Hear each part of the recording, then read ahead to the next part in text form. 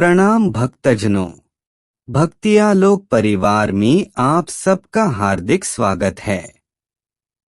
कभी आपने गौर किया है कि इंसान सबसे ज्यादा टूटा हुआ कहाँ महसूस करता है?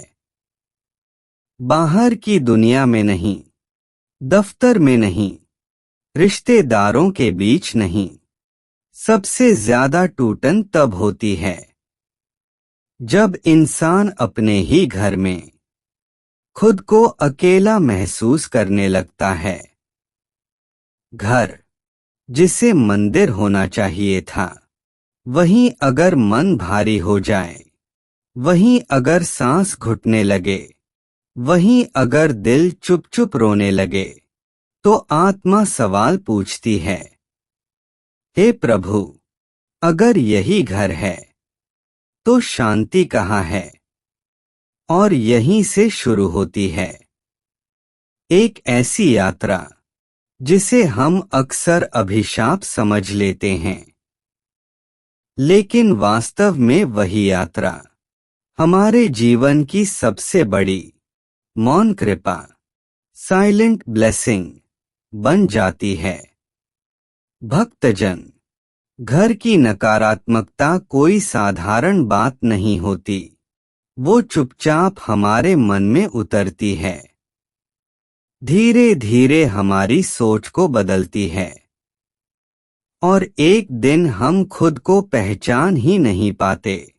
कभी कभी शब्द कड़वे नहीं होते, पर उनकी खामोशी जहर बन जाती है। कभी कभी कोई लड़ाई नहीं होती, फिर भी मन हर रोज हारता चला जाता है। और ऐसे में इंसान सबसे पहले यही पूछता है, भगवान, मैं क्या करूं? मैं कहाँ जाऊं? मेरी गलती क्या है? लेकिन अगर मैं आपसे कहूं कि यही सवाल आपको भगवान के सबसे करीब ले जाने वाले हैं, तो घर की नकारात्मकता हमारे जीवन में इसलिए नहीं आती कि हमें तोड़ दे, बल्कि इसलिए आती है कि हमें बाहर से नहीं, अंदर से मजबूत बना दे। जब बाहर का सहारा टूटता है, तभी इंसान अंदर की शक्ति ढूंढता है, और वही शक्ति आत्मा की असली पहचान होती है। आपने देखा होगा, जब सब कुछ ठीक चल रहा होता है तो भगवान याद कम आते हैं, लेकिन जब घर में शांति नहीं रहती, जब अपने समझ नहीं पाते, जब रोज का वातावरण भारी हो जाता है, तभी इंसान चुपचाप ईश्वर को याद करता है। वो याद कोई दिखावा नहीं होती, वो याद कोई शब्दों से भरी प्रार्थना नहीं होती, वो याद बस एक होती है, हे प्रभु, बस आप समझ लो। और भगवान ऐसी प्रार्थनाओं को कभी अनसुना नहीं करते।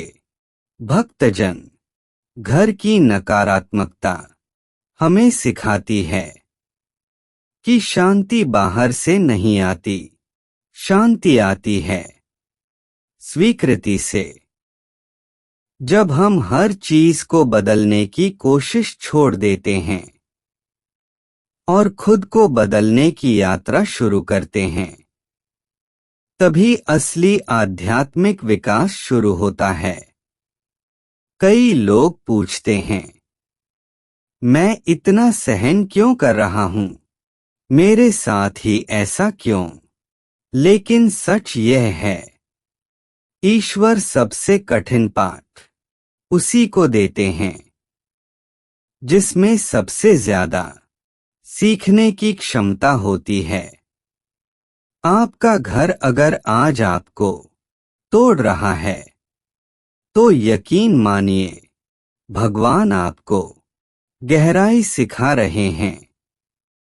गहराई जहां इंसान दूसरों की बातों से नहीं, अपनी अंतरात्मा से जीना सीखता है। धीरे धीरे आप महसूस करेंगे कि जो बातें पहले आपको चोट पहुंचाती थीं, अब वही बातें आपको भीतर से मजबूत बना रही हैं। आप जवाब देना छोड़ देते हैं। आप खुद को साबित करना छोड़ देते हैं। आप शांति चुनना सीख जाते हैं। और यही आध्यात्मिक विकास की पहली निशानी होती है। घर की नकारात्मकता आपको ध्यान सिखाती है। आप बिना ध्यान के भी अंदर की आवाज सुनने लगते हैं। आप खामोशी में भी भगवान को महसूस करने लगते हैं। आप समझने लगते हैं कि हर इंसान अपने ही दुखों से लड़ रहा है और जो चोट देता है वो खुद भी कहीं न कहीं टूटा हुआ होता है। यहीं से क्षमा जन्म लेती है, ना इसलिए कि सामने वाला सही है, बल्कि इसलिए कि आप अपने मन को हल्का रखना चाहते हैं। क्षमा करते ही आपके भीतर एक अजीब सी शांति उतरती है, जैसे कोई भारी बोझ अचानक उतर गया हो। भक्तजन, यही वो पल होता है जहां नकारात्मकता आशीर्वाद बन जाती है। आप भगवान से शिकायत नहीं करते, आप भगवान से जुड़ जाते हैं। आप सवाल नहीं पूछते, आप समर्पण सीख लेते हैं। और समर्पण सबसे बड़ी साधना है। धीरे धीरे आपका व्यवहार बदलता है, आपका दृष्टिकोण बदलता है। आपका घर शायद अभी भी वैसा ही हो, लेकिन आप नहीं। और जब आप बदलते हैं तो वातावरण भी बदलने लगता है। शब्द कम होते हैं, शांति बढ़ती है, लड़ाइयाँ घटती हैं, समझ बढ़ती है।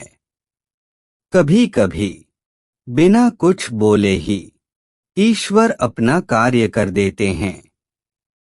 भक्तजन, अगर आज आपके घर में नकारात्मकता है तो इसे अपनी कमजोरी मत समझिए, इसे ईश्वर की विशेष कृपा समझिए, क्योंकि यही परिस्थिति आपको वो बना रही है जो आप बनने वाले हैं। एक शांत, मजबूत, आध्यात्मिक रूप से जागृत आत्मा। याद रखिए, जो लोग बिना टूटे मजबूत बन जाते हैं वो बहुत कम होते हैं। अधिकतर लोग टूटकर ही ईश्वर को पाते हैं। अगर यह वाणी आपके दिल तक पहुंची हो, अगर कहीं न कहीं आपने खुद को इसमें महसूस किया हो, तो समझ लीजिए भगवान ने आपको आज यह वीडियो किसी कारण से सुनवाया है। इस दिव्य यात्रा में भक्ति आलोक आपका साथी है। अगर आप चाहते हैं ऐसी ही शांति देने वाली, आत्मा को सुकून देने वाली भक्तिवाणी आगे भी मिलती रहे, तो चैनल को सब्सक्राइब अवश्य करें, वीडियो को शेयर करें, ताकि कोई और भी अपने दर्द में अकेला महसूस न करे। भगवान आप पर अपनी मौन कृपा सदैव बनाए रखें। अगर ये वीडियो आपके मन को छू गया हो तो इसे लाइक करें, शेयर करें और चैनल को सब्सक्राइब करें, ताकि भक्ति की ये ज्योति हर हृदय तक पहुंचे। जय श्री राम।